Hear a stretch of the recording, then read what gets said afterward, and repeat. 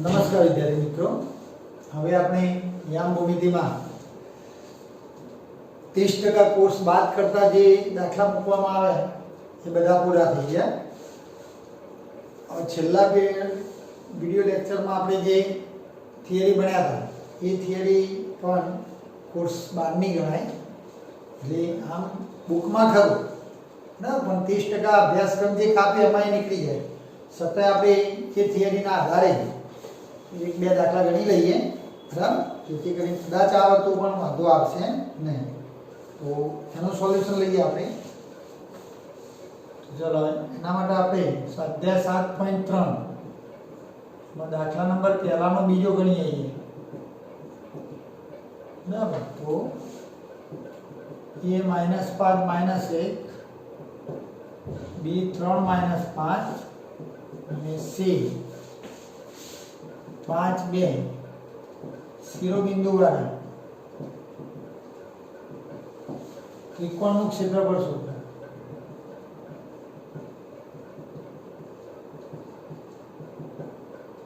બરાબર. અહીંયા તમને ત્રણ શિરોબિંદુ આપ્યા, નામ નહીં આપ્યા. a b c ત્રણ નામ મેં જાતે જ આપ્યા, ખાલી ત્રણ બિંદુઓના આમ જ આપ્યા તમને. અને એ બિંદુઓ જેના શિરોબિંદુઓ હોય એવા ત્રિકોણનું ક્ષેત્રફળ શોધે એવું કીધું. એટલે આપણે ત્રણ શિરોબિંદુના નામ આપી દીધા a b c. એક a એક b અને એક c. એના યામ -5 -1, b ના યામ 3 -5 અને c ના યામ 5 2. બરાબર. હવે ત્રણ શિરોબિંદુના યામ ઉપરથી ત્રિકોણનું ક્ષેત્રફળ શોધી શકાય. એના યામને આપણે x1 y1 કહીશું, b ના યામને x2 y2 કહીશું અને c ના યામને x3 y3 કહીશું. એટલે x1 ની કિંમત -5 સમજવાની, y1 ની -1 સમજવાની, x2 ની 3 સમજવાની, y2 ની -5 સમજવાની, તે x3 ને y3. બરાબર. અને હવે ત્રિકોણ ABC ના ક્ષેત્રફળનું સૂત્ર.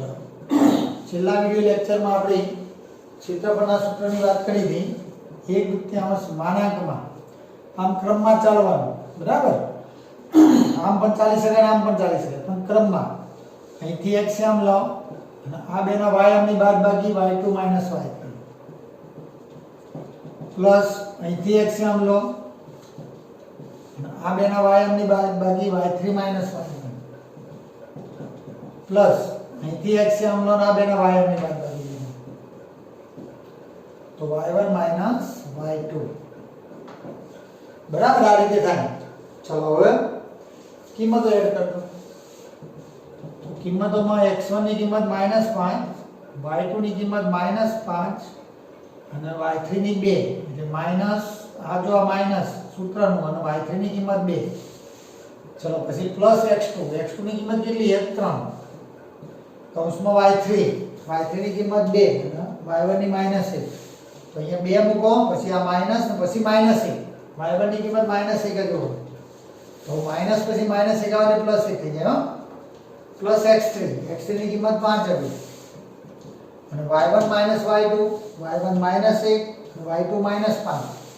તો -1 માઈનસ અને પછી y2 ની કિંમત -5. આ માઈનસ સૂત્રનું પછી y2 ની કિંમત પાછી માઈનસ થાય એટલે પ્લસ થઈ જાય. આ રીતે થશે. ઓકે. ચલો એ રીતે અહીંયા કિંમતો મૂક્યા પછી સાદુરૂપ આગળ વધારીએ આપણે. તો આ કૌંસમાં બધા સરવાળા માર દો. -5 અહીંયા ટોટલ -7, અહીંયા કૌંસમાં 3 અને અહીંયા કૌંસમાં ટોટલ 4. -1 + 5 કરીએ તો 4. બરાબર. ચલો હવે આ બેનો ગુણાકાર કરીએ. -5 ને -7 આડી ગુણીએ એટલે +35. બરાબર. બે ઋણ સંખ્યાઓ ગુણાય એટલે ધન થઈ જાય જવાબ આપણો. અહીંયા +9 અહીંયા 20. ચલો હવે 35 ને 9 44, 44 ને 20 64. 1/5 માનાંકમાં 64. હવે માનાંકની બહાર નીકળી ગયો. જો માનાંકની અંદર ઋણ સંખ્યાઓ તેમ ના બહાર આવે, આ ધન થઈ જાય, પણ ધન હોય તેમ ના બહાર આવે. ઋણ હોય જો -64 આવે તો +64 બહાર કાઢવાના, પણ હાલ તો ધન જ આવ્યા એટલે 64 એમ ના બહાર નીકળ્યું, ધન સંખ્યા એમ ના બહાર નીકળ્યા. સીધું ગાડો તો 32 × 2 = 64 એટલે 32 ચોરસ એકમ આપણા દાખલાનો જવાબ આવ્યો. ત્રિકોણનું ક્ષેત્રફળ હા, તો આ રીતે ત્રિકોણનું ક્ષેત્રફળ શોધવામાં એના સૂત્રનો ઉપયોગ કરી શકો તમે. ત્રણ શિરોબિંદુના આયામ ઉપરથી ત્રિકોણનું ક્ષેત્રફળ આ રીતે શોધાશે. ઓકે, તો એક આ પોઈન્ટ આપણો. ચલો વિડિયો સ્ટોપ કરી લખી લેજો. આગળ વાત કરીએ આપણે બીજા દાખલાની.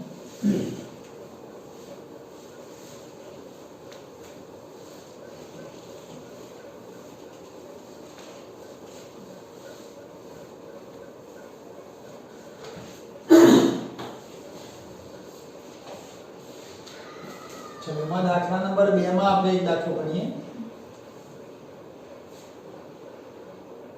દાખલા નંબર 2 માં પહેલો ગણીએ.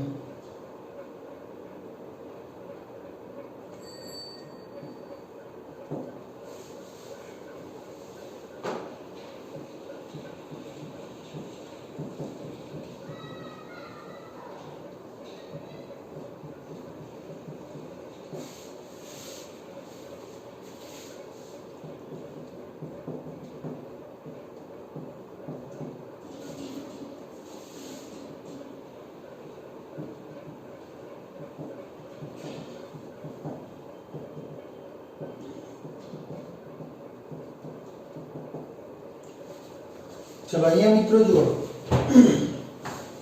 ત્રણ બિંદુના યામ આપ્યા એમાં આ બિંદુનો વાયામ અજ્ઞાત કે અહીંયા કઈ સંખ્યા મૂકીએ તો આ ત્રણ બિંદુ સમરેખ થાય એ કહેવાનું. એના માટે આકૃતિ દોર્યા વગર કહેવાનું કે યામ સમતલ દોરી દઈ બિંદુ દર્શાવી તમે જવાબ લાવી દો તો એ તો ખબર પડી જાય બરાબર. પણ આકૃતિ દોર્યા વગર કેવી કિંમત શું મૂકવામાં આવે તો આ ત્રણ બિંદુ સમરેખ થાય એ નક્કી કરવાનું બરાબર. તો આવા દાખલામાં પણ આપણે આ ત્રણ બિંદુઓ સમરેખ ભલે દીધા એને પણ ત્રિકોણના ત્રણ શિરોબિંદુઓ સમજી લેવાના છે અને ક્ષેત્રફળ શોધી દેવાનું પહેલા તો ત્રિકોણનું બરાબર. જો એબીસી જો બરાબર ત્રણ બિંદુ અસમરેખ હોય ને તો એ ત્રિકોણ બનાવવાનું બરાબર. ધ્યાન આપજો. આ રીતે ત્રણ બિંદુ મૂક્યા એબીસી તો ત્રિકોણ બન્યો ને અંદર સપાટી આવી આ સપાટીનું માપ શોધી આપણે તો ત્રિકોણ એબીસી નું ક્ષેત્રફળ કહેવાય. તો આ અંદર જે સપાટી આવી એ ત્રિકોણનું ક્ષેત્રફળ એ સપાટીનું માપ કાઢીને બોલીએ તો ક્ષેત્રફળ. હવે ધારો કે એ બિંદુને હું થોડું આટલા લાવી દઉં આટલા એ બિંદુ મૂકું તો આમ ત્રિકોણ દોરું તો અંદર સપાટી એવું ઘટી જો આટલી થઈ ગઈ. પેલા મોટા ત્રિકોણમાં જે હતી ના તો આવું ઘટી. હજુ એ બિંદુ નીચે લાવો આટલો આમ તો હજુ આટલી સપાટી થઈ ગઈ જોવાનું બરાબર. ધીમે ધીમે એ બિંદુને એક સમય એવો આવે કે આપણે એક્ઝેક્ટ બીસી ઉપર લાવી દઈએ પછી ત્રિકોણ એબીસી બનશે નહીં. અંદર સપાટી 0 થઈ જાય સપાટીનું માપ 0 થઈ જાય એટલે કે આનો મતલબ એબીસી સમરેખ થાય ને એટલે ત્રિકોણ એબીસી નું ક્ષેત્રફળ 0 થાય એવું કહીએ તો પણ ચાલે. જ્યારે ત્રિકોણ એબીસી નું ક્ષેત્રફળ અંદરની સપાટી 0 થઈ જાય ને ત્યારે એબીસી સમરેખ થઈ જાય. એટલે સમરેખ બિંદુનો બીજો અર્થ એવો કાઢી શકો તમે એબીસી સમરેખ બિંદુ હોય એનો મતલબ એવો કાઢી શકીએ કે એબીસી થી ત્રિકોણ બનાવવા જઈએ તો એ ત્રિકોણનું ક્ષેત્રફળ 0 હોય. ક્ષેત્રફળ 0 થાય તો સમરેખ બિંદુ થઈ જાય. એટલે સમરેખ બિંદુનો મતલબ એવો પણ કાઢી શકાય કે ત્રિકોણ એબીસી નું ક્ષેત્રફળ 0.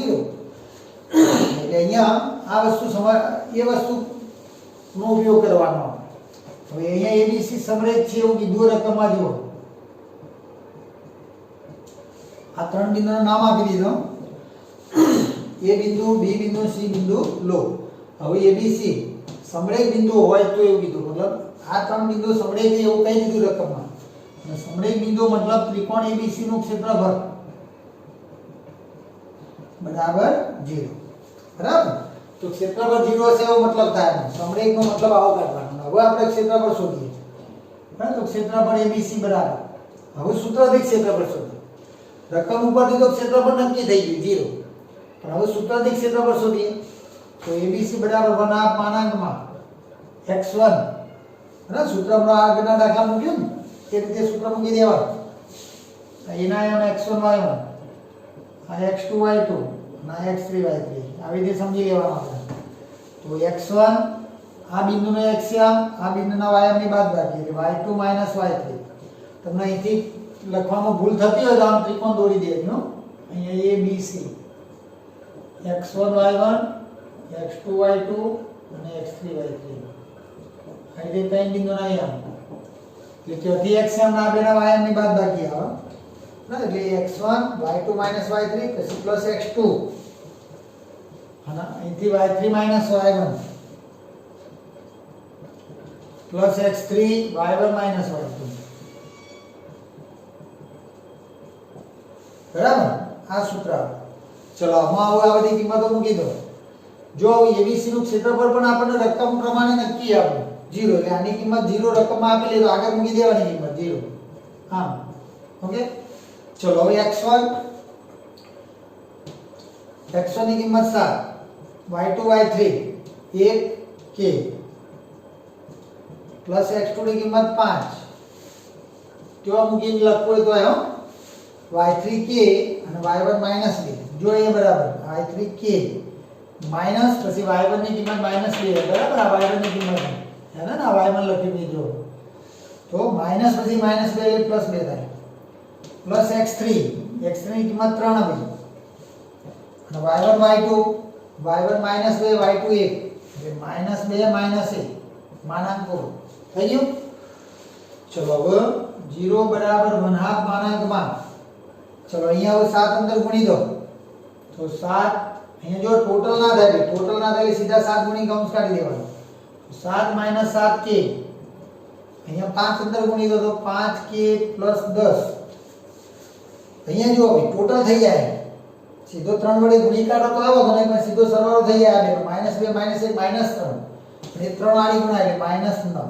ખ્યાલ આવ્યો એટલે આખું -9 ચલો હવે આગળ જઈએ આપણે તો સજાતીય પદના સરવાળા સજાતીય પદોમાં જો આ બેનું ટોટલ થઈ જાય -2k -7k + 5k -2k ધ્યાન અને આ ત્રણ પદ અચર પદ +7 +10 -9 તો +7 +10 +17 -9 +8 બરાબર તો આટલો પહોંચી ગયા આપણે હવે જો અહીંયા હવે અહીં આગળથી 1/3 દૂર કરવા માટે 2 વડે ગુણી દો બંને બાજુ આખું એક જ પદ કહેવાય તો આની 2 ગુણો આ બાજુ 2 ગુણો તો પેલી બાજુ 0 આની 2 ગુણશો 0 થઈ જશે અને આ બાજુ 2 ગુણીશું તો 2 ઉડી જવાના બરાબર 1/3 2 ગુણા એટલે 1 થઈ જાય એટલે 1 તો ના લખો ચાલે છે માનાંકમાં -2k + 8 હવે આને હું સીધું લખી દઉં આ સંખ્યા આગળ લખી દઉં આ પાછળ લખી દઉં માનાંકમાં 2k + 8 ની કિંમત કેટલી છે બરાબરમાં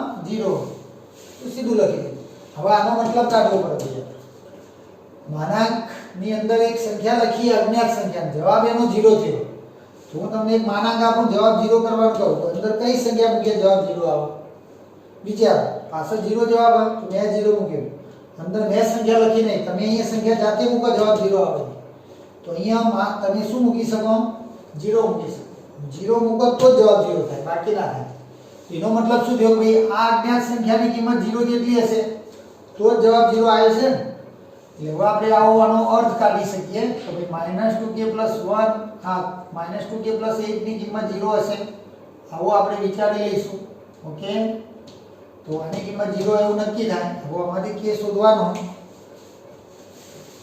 k શોધવા માટે 8 ના બદલાઈ ગયો પહેલા તો -8 + k આ બાજુ લઈએ તો હવે આ -2 ના બદલાઈ ગયો તો -8 ના છેદમાં આવે ગુણાકારમાંથી ભાગાકારમાં માઈનસ ઉડી જાય 4 છેદ ઉડી જાય તો k = 4 ખ્યાલ આવી ગયો તો આ રીતે જો ABC સમરેખ બિંદુઓ કયા તેનો મતલબ કાઢવાનો ત્રિકોણનું ક્ષેત્રફળ 0 આ વાક્ય ઉપરથી આ મતલબ નીકળ્યો એટલે ત્રિકોણનું ક્ષેત્રફળ તમને પહેલાથી રકમમાં 0 કહેવા માંગે પણ ખરેખર આપણું ક્ષેત્રફળ આટલું આવે તો આની કિંમત 0 જેટલી લઈને પછી k શોધી શકો તમે બરાબર તો k ની જગ્યાએ જો 4 મૂકવામાં આવે પછી આ ત્રણ બિંદુઓ તમે યામ સમતલમાં દર્શાવો x અક્ષ y અક્ષ દોરી તો કમ્પ્લીટ સીધી લાઈનમાં જ આવશે બરાબર તો આપણે યામ સમતલ દોર્યા વગર જવાબ આપી શકીએ k = 4 આ રીતે આપણો બીજા નંબરનો દાખલો પૂરો બરાબર તો અહીંયા મેં તમને એક બે દાખલા વધારાના ગણાયા થોડી થિયરી વધારાની આમ કોર્સમાં હતું આ બધું ભાઈ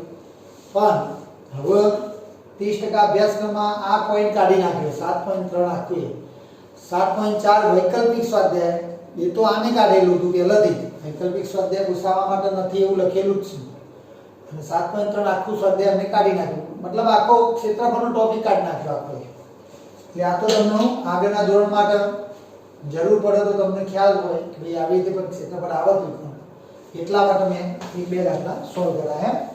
ચલો હવે આપણે સીધા MCQ લઈએ એટલે આ પ્રકરણ આપણું પૂરું થાય.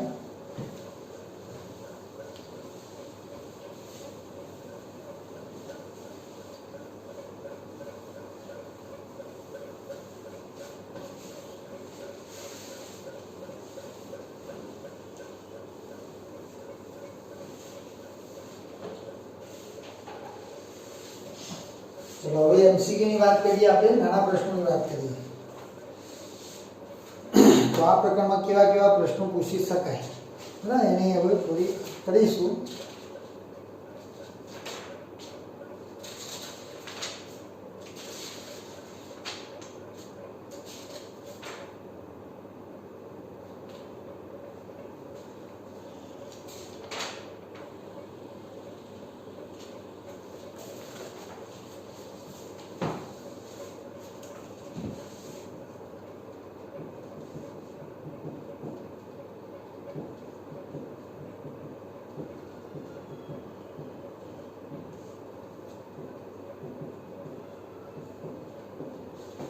चलो एक एक प्रश्न लखीशू ने एक एक सॉल्व करीशू. रकम वाँचो અને વિચારી લો એને. चलो एक बिंदु આપ્યો ને એનું ઉગમ બિંદુથી અંતર કીધું એટલે પ્રશ્ન શું આપણો જો આવો પ્રશ્ન થાય.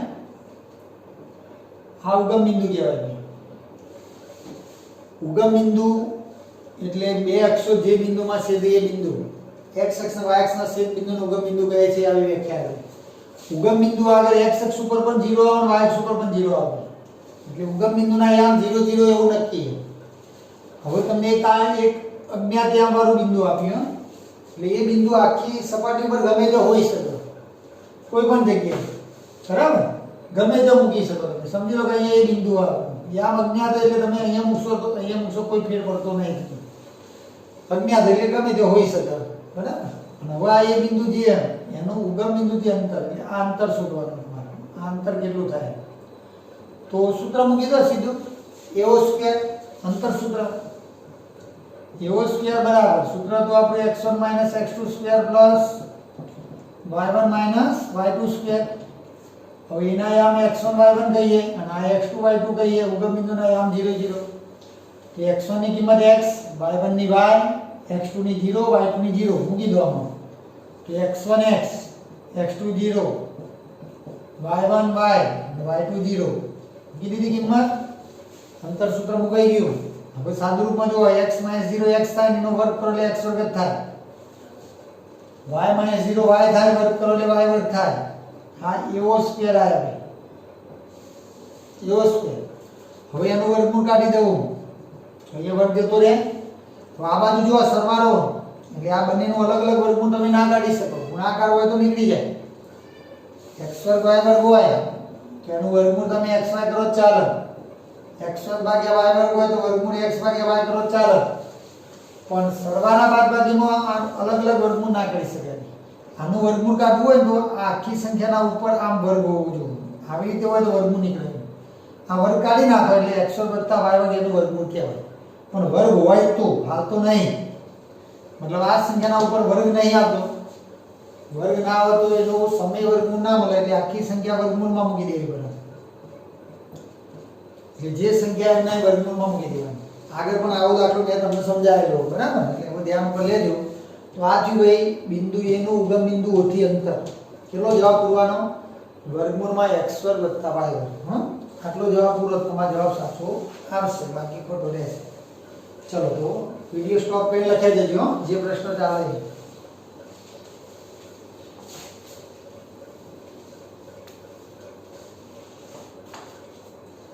ચલો બીજો દાખલો લઈએ આપણે.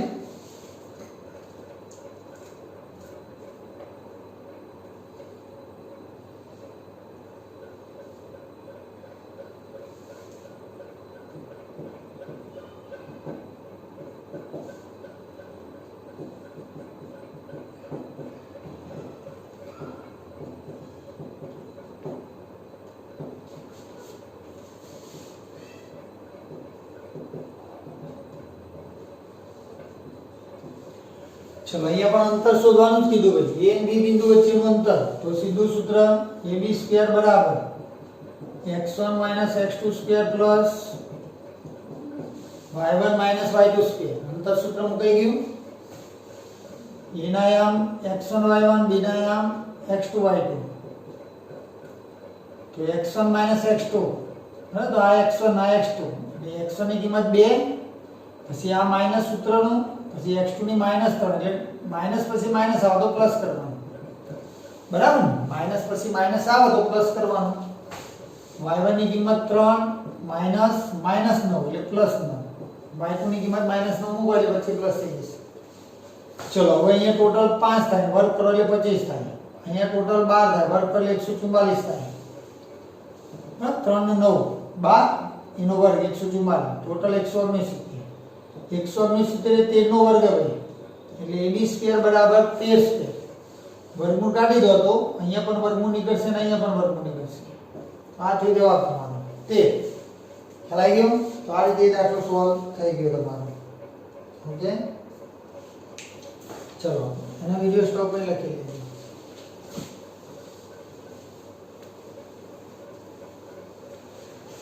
ચલો બીજા દાખલાની વાત કરીએ આપણે.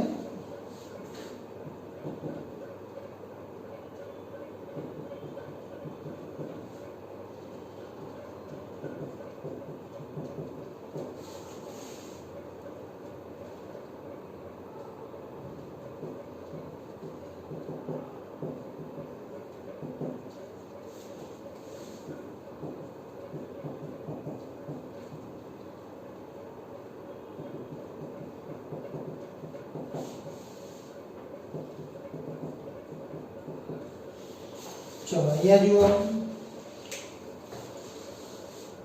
અહીંયા તમને બે બિંદુ આપ્યા P અને Q. હું અહીંયા આકૃતિ અલગથી દોરું. P ના યામ Q બિંદુ અહીંયા P બિંદુ Q ના યામ 7K. હવે આ distance of P and Q મતલબ P અને Q બિંદુ વચ્ચેનું અંતર બરાબર જેને આપણે PQ પણ કહેવાય. આ જ સંકેતને PQ બરાબર 5 જ કહેવાય ભૈયા. ખ્યાલ આનો મતલબ શું થાય PQ P થી Q નું અંતર distance of P and Q મતલબ P and Q બિંદુ વચ્ચેનું અંતર જેને આપણે બીજા સંકેતમાં PQ પણ દર્શાવીએ છીએ. એટલે આ PQ બરાબર 5 જ કહેવાય. એટલે PQ રેખાખંડની લંબાઈ આપી દીધી તમને 5. હવે અહીંયા K ની કિંમત કહેવાની મતલબ અહીંયા કઈ સંખ્યા લઈએ તો આ બે બિંદુ વચ્ચે 5 એકમ અંતર આવે. તો અહીંયા જુઓ તમને અંતર આપ્યું એટલે અંતર સૂત્ર જ મૂકવાનું બરાબર. તો અંતર સૂત્ર PQ² નું મૂકી દો. PQ² બરાબર x1 - x2² plus y1 - y2². સૂત્ર લખ ના કરો તો ચાલે જો ના આવડે તો લખજો પણ ડાયરેક્ટ ફાવ તો ડાયરેક્ટ લખી દેજો. સૂત્ર તમને લખવો તો લખી શકો પણ જો ડાયરેક્ટ તમે લખી શકતા ડાયરેક્ટ લખી દેવાનું. અંતર સૂત્રમાં પહેલી સંખ્યાની બાદબાકી કરીને વર્ગ કરવાનો વત્તા બીજી સંખ્યાની બાદબાકી કરીને વર્ગ કરવાનો એટલે 2 - k સ્ક્વેર y1 - y2² બરાબર.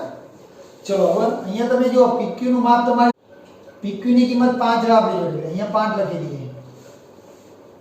અહીંયા -4 બરાબર. અને અહીંયા વિસ્તરણ કરી શકાય a - b² પણ હાલ આપણે વિસ્તરણ નહીં કરવું જોઈએ. આ દાખલો અહીંથી તમે બે રીતે ગણી શકો. આનું વિસ્તરણ કરીને ગણી શકાય વિસ્તરણ વગર ગણી શકાય કારણ કે અહીંયા ટોટલ 3 પદો 3 માંથી અજ્ઞાત તો અમત શકાય આ બેમાં અજ્ઞાત નહીં એટલે એક જ કૌંસમાં જો અજ્ઞાત આવતો હોય તો વિસ્તરણ કર્યા વગર ગણાય દાખલો અને વિસ્તરણ કરીને ગણાય. તો આપણે વિસ્તરણ વગર લાવીએ જો અહીંયા 5 નો વર્ગ પછી કરી દો અહીંયા -4 નો વર્ગ +16 કરી દો. બેકી ઘાતના કારણે ઋણ ચિહ્ન જતું રહે બરાબર. અહીંયા એમ લખી દો 2 - k². હવે આની કિંમત લાવવાની એટલા માટે આ કૌંસ સિવાયનો પદ એક બાજુ એટલે 16 નો પેલી બાજુ લઈ લો એટલે -16 થઈ જાય. આ બાજુ એમ રાખો અહીંયા બાદબાકી 9 બરાબર.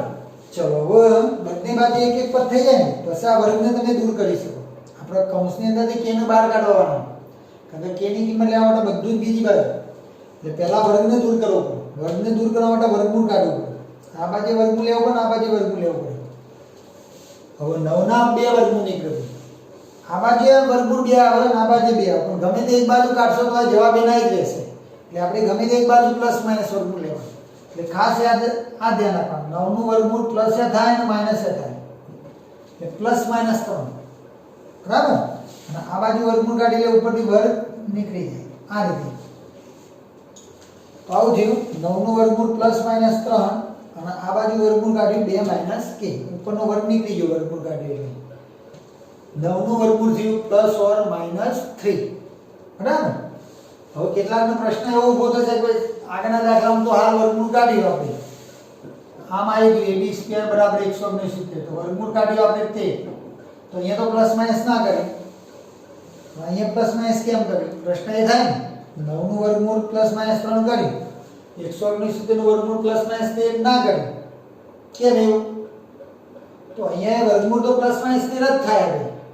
પણ માઈનસ 13 જવાબ આપણે આપી ના શકીએ કેમ કારણ કે અંતર હંમેશા ધન જ આપવું પડે એટલે હું અહીંયા પ્લસ માઈનસ 13 કરું તો પછી મારે લખવું પડે કે ab બરાબર માઈનસ 13 શક્ય નથી એટલે જવાબ તમારે ab બરાબર 13 જ રાખવો પડે એટલે આપણે સીધો 13 લખી કાઢ્યો ખબર પડી વાસ્તવમાં વર્ગમૂળ તો 2 જ થાય 169 ના 2 વર્ગમૂળ જ આવે પ્લસ 13 એનું વર્ગમૂળ થાય માઈનસ 13 થાય પણ માઈનસ 13 આપણે જવાબ આપવાનો નથી કારણ કે અંતર એટલે જો અંતર હોય જો ધન સંખ્યા જવાબમાં આપવાની હોય તો જ આપણે ધન વર્ગમૂળ કાઢીએ ઋણ કાઢતા નહીં અને આવે તો પછી કેન્સલ કરવું પડે બરાબર પણ અહીંયા તમે અંતર નહીં શોધતા અહીંયા તો k એ બિંદુના યામમાં ઋણ સંખ્યા આવે આગળના દાખલામાં ઋણ સંખ્યા આવતી જઈએ બરાબર એટલે ઋણ જવાબ આવી શકે એટલા માટે અહીંયા પ્લસ માઈનસ 2 લેવા પડે જવાબ હવે જુઓ બરાબર આનું હું સીધું લખી દઉં આ આગળ લખી દઉં આ પાછળ લખી દઉં એટલે આના આમ કહેવાય 2 k બરાબર પ્લસ માઈનસ 3 ઊંધું વચવા 2 k બરાબર પ્લસ ઓર માઈનસ 3 હવે અહીંથી 2 ભાગ છૂટા પાડો કારણ કે આ બાજુ 2 જવાબ 2 k ના તો એકમાં 3 જવાબ રાખો અથવા એકમાં -3 જવાબ રાખો એકમાં 3 લીધો એકમાં -3 લીધો ઓકે ચલો હવે k ની કિંમત લેવા માટે 2 ના બહાર લાવો તો પ્લસ 2 આ બાજુ માઈનસ થઈ જાય સરવાળો 1 થઈ જાય -1 વડે ગુણી દો તો આ બાજુ ધન આ બાજુ ઋણ થઈ ગયું એટલે અમારી k ને ધીમે ધીમે એકલા પાડ દેવાના 2 ના બહાર લઈ દેવાના એ કે અહીંયા 2 ના બહાર લાવો તો પ્લસ 2 આ બાજુ -2 અહીંયા સમાન ચિહ્નો લે સરવાળો -5 નવો -1 વડે ગુણી દો તો આ બાજુ ધન થઈ જાય આ બાજુ ધન થઈ જાય બરાબર અહીંયા -1 વડે ગુણી લે આ બાજુ ધન થઈને આ બાજુ ઋણ થયું અહીંયા બંને બાજુ માઈનસ એટલે પ્લસ એટલે k બરાબર -1 અથવા 5 આ તમારો જવાબ એટલે એ ખાલી જગ્યામાં બે જવાબ પૂરવા પડે એમાં -1 અથવા 5 વિકલ્પોમાં જો ગમે તે એક આપે તો ગમે તે એક લખાય એટલે આમ તો આ 2 માર્ક્સના દાખલામાં પૂછાય એવો પ્રશ્ન આપે આ 1 માર્ક્સમાં ના આવો જો ખરેખર 2 માર્ક્સમાં જ આવે બરાબર આવા દાખલા 2 માર્ક્સમાં જ મુકાય 1 માર્ક્સમાં ના મુકાય પણ અંતર આપી દીધું હોય 2 બિંદુ વચ્ચે તો એ અંતર સૂત્ર મૂકીને ભાઈ અંતરની કિંમત મૂકી દેવાની અંદર એટલે જવાબ આવી જાય હા તો વિડિયો સ્ટોપ ની લખી લઈએ ને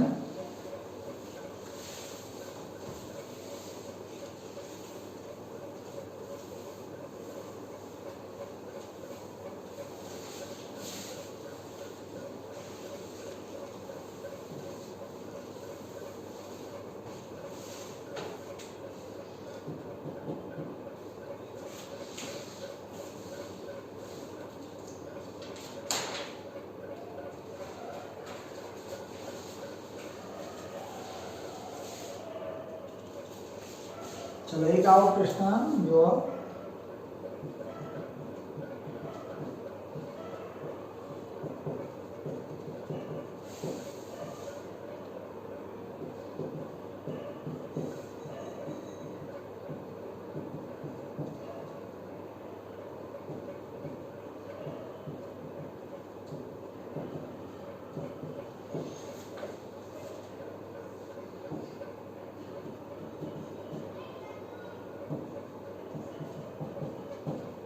चलो रकम वांची लीधी शू कीधु એ અને બી બિંદુ અને એને જોડતા રેખાખંડના મધ્ય બિંદુના યામ. તો આ રેખાખંડનું મધ્ય બિંદુ પી લઈએ તો આ પી ના યામ શોધવાના. તો સીધું સૂત્ર બને રેખાખંડના મધ્ય બિંદુ પી ના યામ. સૂત્ર શોધો x1 + x2 ભાગ્યા 2 y1 + y2 ભાગ્યા 2. તો ના આવું સૂત્ર. એના યામને x1 y1 કહેવાના, બીના યામને x2 y2 કહેવાના. એ x1 ની કિંમત 3, y1 ની -2, x2 ની -1, y2 ની 4 મૂકી દો. તો 3 જો પ્લસ પછી x2 ની કિંમત -1 આવી પ્લસ પછી માઈનસ આવે માઈનસ થઈ જાય પ્લસ માઈનસ એટલે માઈનસ થાય ને. એટલે અહીંયા y1 -2 + 4/2 બરાબર. ચલો કિંમત મૂકીએ હવે ટોટલ 2/2 અહીંયા પણ 2/2 +4 - 2 2 થાય ને 2 ભાગાકાર કરી દો તો 1 આ થઈ ગયો આપણો જવાબ. મધ્ય બિંદુના યામ આયા 1 1 ફોડે બરાબર.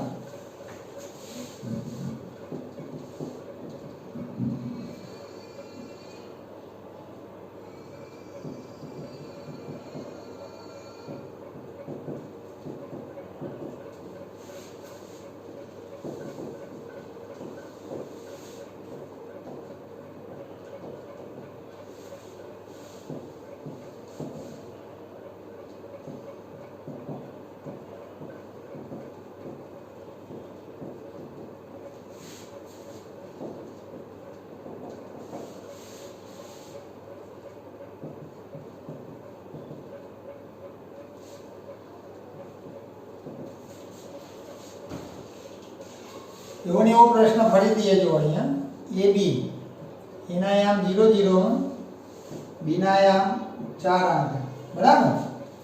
હવે AB નું મધ્ય બિંદુ M AB રેખાખંડનું મધ્ય બિંદુ M પછી મધ્ય બિંદુ M મૂક્યા પછી આ MB રેખાખંડ બન્યો BM એટલે આ BM રેખાખંડ એનું એ પાછું ફરીથી મધ્ય બિંદુ આપી તમને N આવું આપે બરાબર. તો આ N ના યામ શું થાય કહેવાનું. N ના યામ કેટલા जब A સાથે આ જોડાઈ B સાથે આ જોડાઈ N સાથે M સાથે પણ આવે છે તમારે N નો જવાબ આપવાનો. તો થોડી વાર માટે તમે N બિંદુ છોડી દો. N બિંદુના યામ લાવવા હોય તો પહેલા M ના શોધવા પડશે. તો M ના યામ ફટાફટ મળી જશે ભાઈ. આના જેવી જ ગણતરી. રેખાખંડ AB નું મધ્ય બિંદુ યામ લીધું ને આપણને. તો મધ્ય બિંદુના યામનું સૂત્ર x1 + x2 ભાગ્યા 2 એ 0 + 4/2 y1 + y2 ભાગ્યા 2 મતલબ બીજી સંખ્યાનો સરવાળો ભાગ્યા 2 કરવાનો. આટલું કરો એટલે m બિંદુના યામ આવી ગયા બરાબર. m બિંદુના યામ તો અહીંયા જો 0 + 4 એટલે 4 ભાગ્યા 2 કરો એટલે 2 થાય. અહીંયા 8 + 0 8 ભાગ્યા 2 કરો એટલે 4 થાય. આ અહીંયા બિંદુ m ના યામ. હવે આ BM રેખાખંડ છે ભાઈ આટલો રેખાખંડ લેવાનો. હવે એનું મધ્ય બિંદુ n કીધું. અહીંયા કયા યામ આવે તો હવે n ના યામ. તો હવે જો n બિંદુ કોનું મધ્ય બિંદુ m બિંદુ એટલે હવે આ તમારે આગળનો ભાગ નહીં જોવાનો. આ ભાગ ભૂલી જાઓ. હવે આટલો રેખાખંડ જ વિચાર બરાબર. આ પેલો આપણે દોરેલો રાખીએ પણ વિચારવાનો આટલો. હવે આ x1 y1 આ x2 y2 x1 + x2 ભાગ્યા 2 y1 + y2 ભાગ્યા 2 થઈ ગયું. ચલો અહીંયા 2 નું ટોટલ 6 થાય એટલે 6/2 અને અહીંયા ટોટલ 12/2. હજુ શેડુડી જુઓ 2 × 6 અને 2 × 6 12. શું જવાબ આવ્યો 3 6. તો n ના યામ આવી ગયા 3 6. તો આ તમારો જવાબ થયો. n બિંદુના યામ શું પૂરવાના જવાબમાં 3 6.